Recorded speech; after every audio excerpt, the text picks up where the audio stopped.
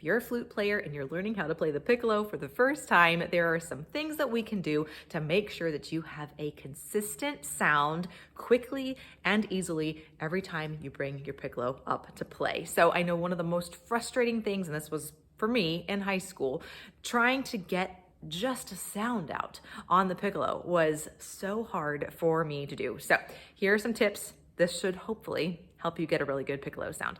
First thing is making sure that the piccolo is aligned correctly. When we play the flute, a lot of times we want to make sure that the embouchure hole that we blow across is in line with the first finger in the left hand key, right? On the piccolo, we might need to adjust that depending on the cut of the head joint. You can see I have a modified wave on mine. This is a homage piccolo. And so you can see that there's like a little ridge here. That makes me have to adjust where my piccolo is lined up. I'm actually rolled in quite a bit more towards myself than I am when I play my flute. And I notice this with my students that I teach as well, that they need to be rolled in on their piccolos more so than they are on their flute. So what you might want to do is consider when you're lining up the head joint to look down the head joint, down the hole here, and maybe make the embouchure hole, I don't know, more over on this side lined up, maybe not too far, but just slightly off center, rolled in towards you. I'm gonna demonstrate. So if I have it lined up, this is exactly lined up on my piccolo. So I'm just gonna play a low G.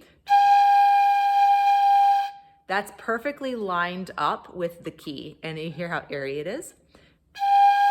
Not ideal. So if I roll my head joint in to where I normally have it, then much different. You can actually hear a note, which is wonderful.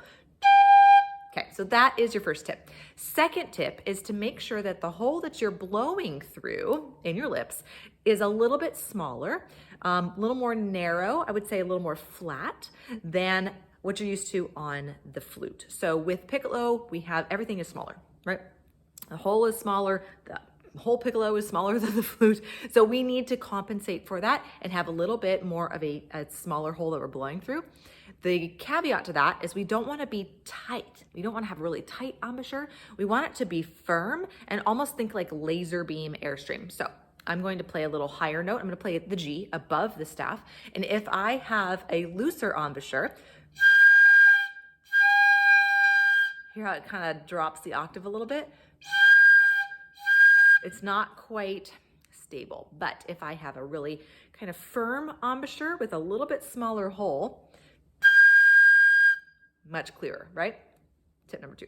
Tip number 3 is to, when you are playing your piccolo, and this is actually 3 and 4. Tip number 3 is to make sure that the piccolo is up a little bit higher on your lip than you're used to with your flute. So when I play my flute, the embouchure hole is right here on the pink part of my lip, okay? If I do that on piccolo, it's gonna be too low. So I'll play a G. I can barely even make a sound that way. So if you notice in your playing that no sound's coming out, it's probably because the piccolo is too low on your lip. So what you want to do is physically raise the piccolo up so you feel it. I would say middle part of your bottom lip, you'll feel the edge of the embouchure hole. It's like a much more strong sound just by simply lifting the piccolo up.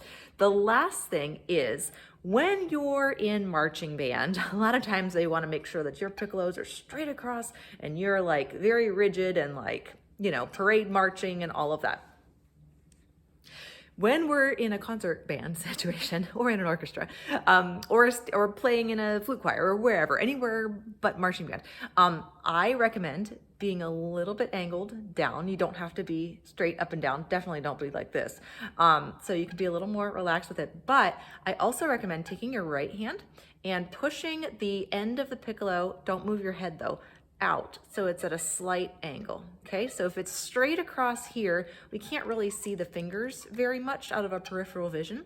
If you angle the piccolo just slightly with your right hand, pushing it toward away from you, I guess, your piccolo is going to feel on your face like it's at a little bit of an angle.